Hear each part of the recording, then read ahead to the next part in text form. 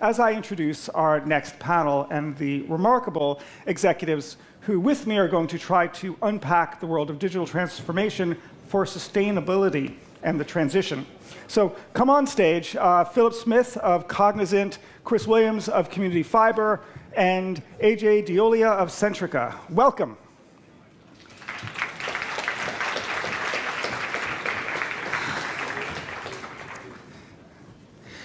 What an issue, what a day. This has been really interesting. Let me start off with a sort of the crack of the opening pistol and say, digital transformation, 2 words, 2 lies. It's not digital, it's about the company, and it's actually not a transition, it's really about an evolution. It's about incremental change. Do you agree or disagree? Yes or no? Agree or disagree? Why don't you go first? AJ, one word. No, I disagree with that. Disagree. Chris? I disagree with you on that. Philip? I agree.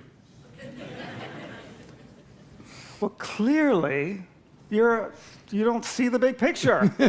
Your fellow co-panelists are clearly much wiser than both of us. So why don't we maybe ask Chris first to explain why did you come to the answer that you did?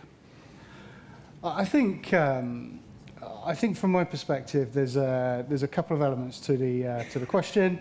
I think it is incredibly important that we move as quickly as we possibly can from an industry perspective on digital transformation. I think when you look at the situation we're in at the moment, with people not necessarily having connectivity, as a starting point as a consumer, that businesses still are running old legacy systems that are pumping out power at a rate of knots, consuming power like crazy. I would say that it's impossible to say that what we're doing is not a digital transformation. Okay, I'm going to poll the audience in a moment, so get your own. We're going to hear all 3, going to get a sense of balance, evidence, big data. Yeah. AJ, you first.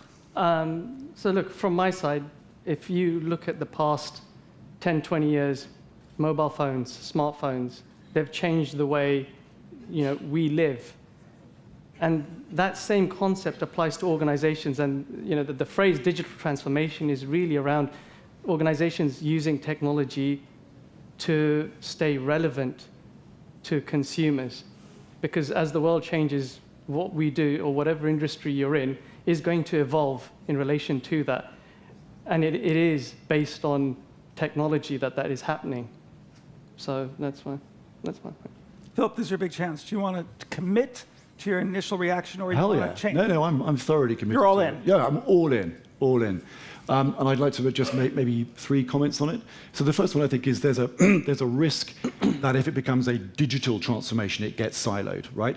This is about business transformation. And let's not talk about the kind of systemic transformation that we need to actually be achieving. That's maybe for another day and another panel. If this is about digital transformation, it's too siloed, point 1. Point 2, and some of you in the audience will have been at the really brilliant economist-led dinner that we had last night. It was really very good indeed, and not least because the food was great. But there were a handful of points where people were saying, wouldn't it be great if, and then staring into the heavens and saying, if we could do X, right? We're already doing X. Cognizant, IBM, all of the organizations represented in this room are already doing X with their clients. The reason that I bring it up is because I think to some extent there's a dark art. It feels like a dark art. People don't understand digital adequately. Okay. Now, the third and final thing I'll say, and I said it to 3 CIOs, European and global CIOs as recently as last week. To what extent do your organizations regard you as the oil and glue in these transitions and transformations? Because our hypothesis is that if you are a builder, you're in the wrong job. If you are an architect of this change, if the thing that you're representing in your organization is part of the answer, and you're not just getting told what to do, then you're part of the wider transformation. I think your provocative question is encouraging us to head towards. But can I say, no one's saying that digital transformation is owned by the technology area. It's for the organization in its entirety, right? I would love to believe that. And by the way, I fervently believe that. I find all too regularly with these conversations that the CIO or the CTO or the CDO is left to the last point, and yet they are, as I say, the oil and glue behind these transitions. I think that's I think that's right, but I think there's an education job, and I think there are some incredible solutions out there. Definitely, are they ubiquitous? You look at the position we're in, maybe in the UK at the moment. Think of our homes. How many of our homes could you genuinely say are smart homes right now? That's a really simple example. By the way, it's not the same across the globe either. I remember probably 10 years ago going to PCCW over in Hong Kong, walking into one of their shops and seeing, racks and racks of smart home gear. And I think, we have the Hive solution here. I'm not sure we really have many other mass market technologies, smart home technologies, for example. And I think there's a huge job to do in terms of actually education around what the art of the possible is.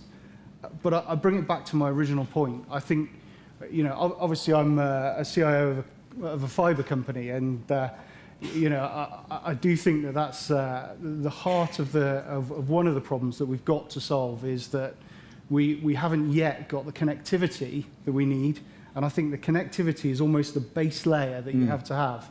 So I think there's the first problem to solve. Secondly, it's the educational element about what we potentially could do, the art of the possible, and then it's looking at things beyond that in terms of how do we share data in a sensible way. At the moment we're in this position that we're so cautious about data and GDPR, and the reality is much of our data we could be sharing, we could be coming up with these ubiquitous solutions with standards around this kind of stuff, but we're kind of not doing that at the moment. We're insular. So I think there's several points there. So look, there's an interesting point on the data, and something that I think it's been talked about in industry a lot. Data is the new oil, and will provide you with answers. And the one thing that I think organizations need to be careful of is they tend to think collecting petabytes of data will provide them with the answer, and the reality is that it's to validate and verify whether an organization is heading in the right direction. Because you think about the carbon footprint for the systems that are going to hold all those petabytes of data while people stare at it to see if it's going to give them the answer. It's there to validate and verify, right? I don't want to dodge that bullet, so if there's time to come back to these questions, I'm going to try to address at least half of that question there. That sounds good. We shouldn't ignore these things. But can I just pick up, Chris, on your remark? I think one of the words that I use and have done in this space for quite a while is we need to be evangelists, right?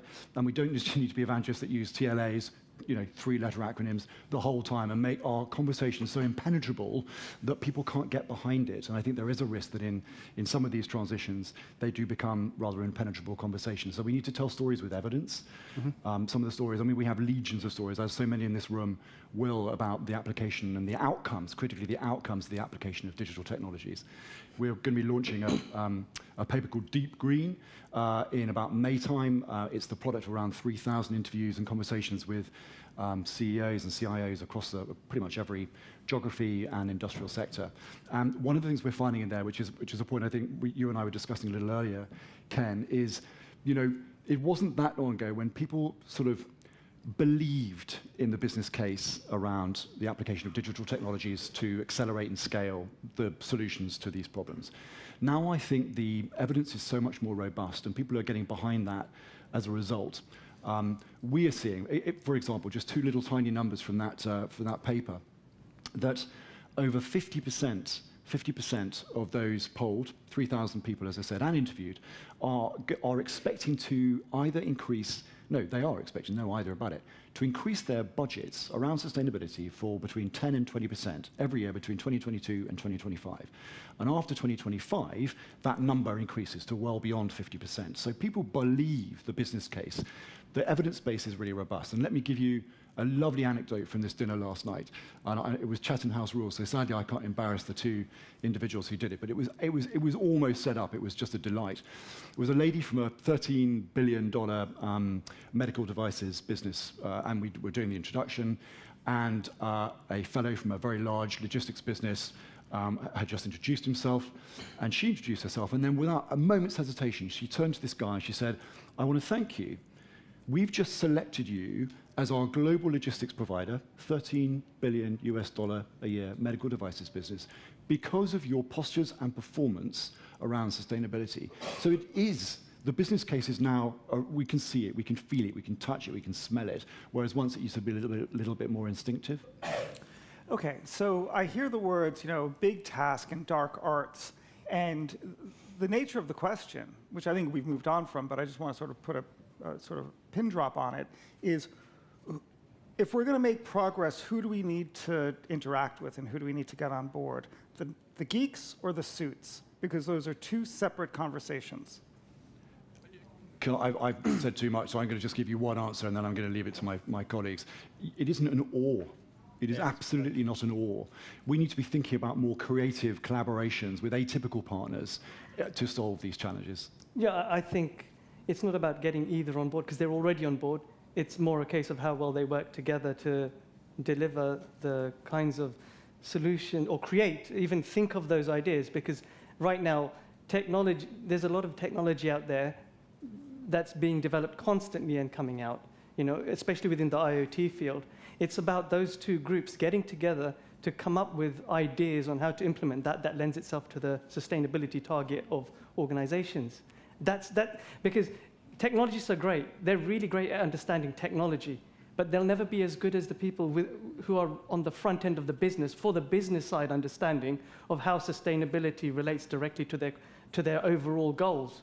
Well, on that side, they understand what they want to do. They don't know how to do it or what's out there that will help them get to it. So what's the barrier? Is there I'm sure, of course, there's a myriad of obstacles, but is there one main one that we need to overcome? Yeah, I think the geeks struggle to talk to the suits, and I think that's an issue. I genuinely think it's an issue. I think we need people in technology jobs, in technology roles that have got that ability to communicate, to be able to get over. Firstly, what we need to do in the tech industry, by the way, and coming back to the tech industry is a high carbon, or becoming a higher carbon industry as well. The data centers in particular. This is why we need to be able to explain, Moore's law and why sort of swapping out our old infrastructure is so important to get the most bang for our buck from the electricity that we're putting through our tin and our kit. Why cloud services are so much more efficient for us, and we need to move to the cloud from a sustainability perspective. But the geeks have got to be able to talk to the suits, and I think it's our jobs maybe as IT leaders to be able to help facilitate that conversation. What we then need from the suits, though, is the investment, is the money, is the push, is the KPIs to be running at to try and help us get there, help us encourage us to get there as well. So you need long-term vision, but everyone has the pressure of short-term performance. If you don't win there, you're out of a job. This seems like it's a fundamental clash that's always going to make it harder to justify a big initial investment. Well, I think that depends on your organization and how they're setting their strategy out right now and what they want to achieve. In some organizations where they're taking that sustainability aspect very seriously and building it into their overall strategy, it's coming into their short term as well, because they're having to put things in place from now that will... Give me an example. Okay, so you've got IoT as an example. You've got say a large field force that's delivering. You want to ensure that within that industry that there's a focus on sustainability from your organization for your field force. So what are the kinds of technologies you need to be looking at from now for what they're going to be using? An example of that would be, you send engineers out to see all sorts of rigs or whatever it is, or in people's homes. If it's for big rigs, drone technology is there that you can already use even now. You're not even waiting for something else to be created. In people's homes, people have mobile phones. So, they're more than happy to collaborate with you if you're supporting something to resolve an issue within their own home. Now, Philip had talked about new forms of collaboration. Expand. So I've had the privilege of being involved in 2 or 3 such collaborations, and with a bit of luck, with another one which is truly inspiring. Actually, no, I'll tell you what. I'll trail that last one. So we're about to launch not the report again, I assure you, a really inspiring AI and advanced analytics program with a really pretty cool organization that many of you will know very well. And the purpose of this thing, okay, the use cases around this thing is to play our part, a modest role, I hope, in ocean health, okay?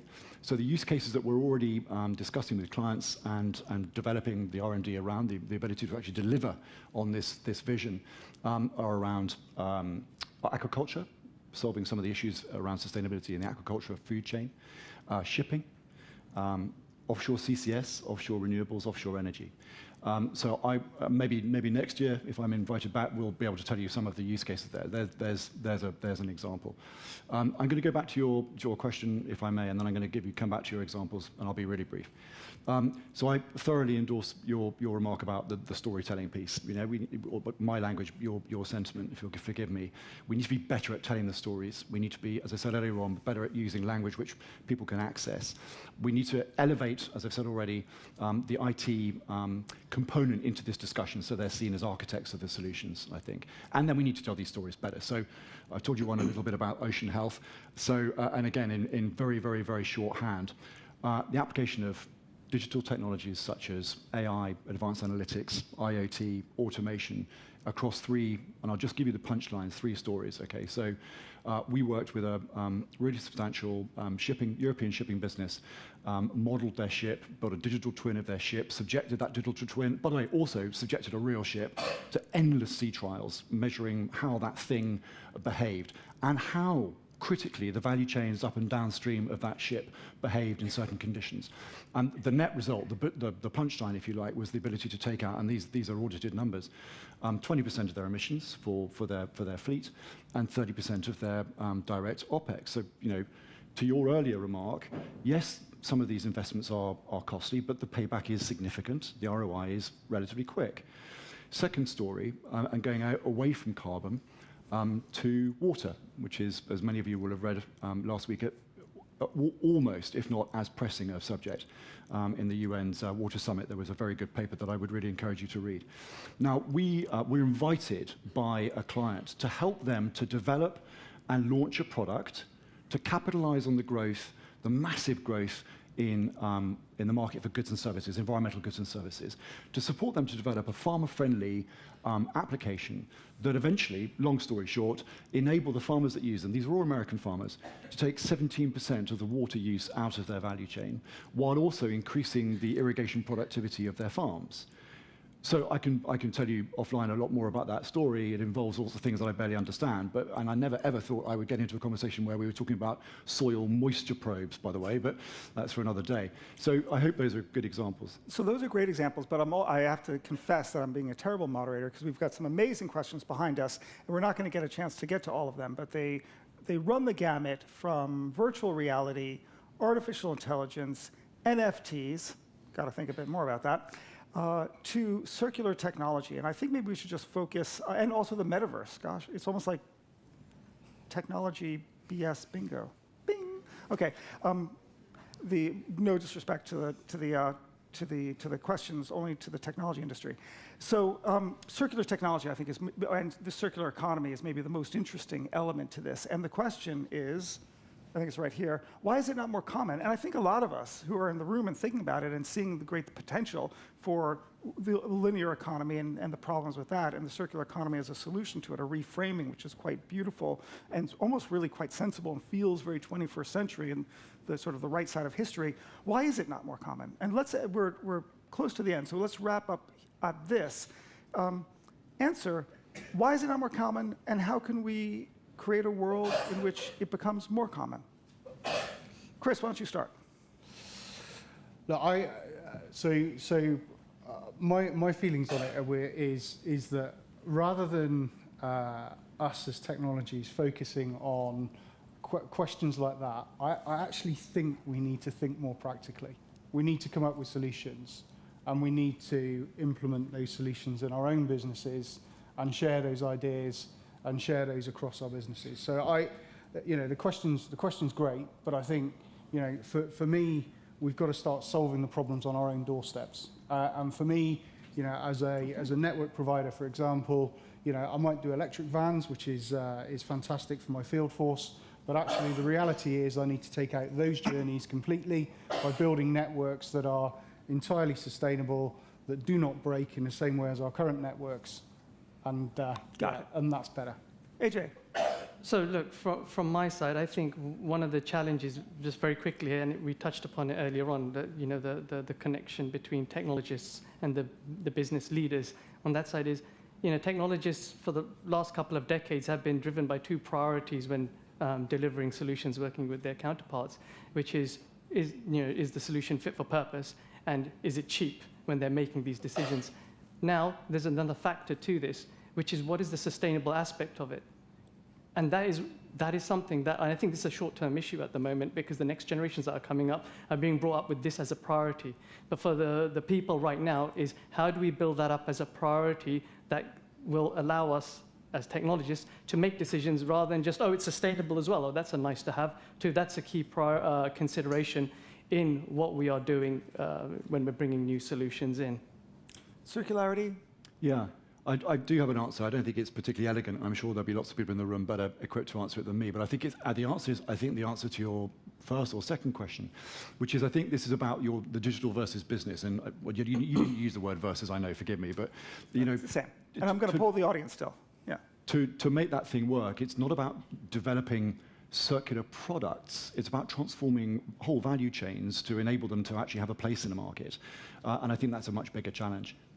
Is it digital transformation, or is it really company change, incremental change of the business model? All those in favor of just digital transformation will get us up the field. Let's just go for that. Raise your hand. Wow.